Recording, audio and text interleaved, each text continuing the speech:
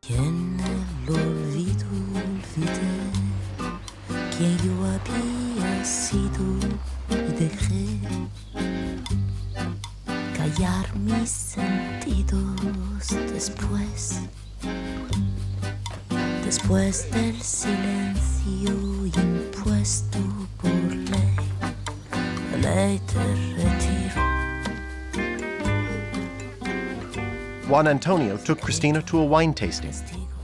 After, he took her back to his house, a lovely place he had purchased from another painter years ago and which served as his home and his studio.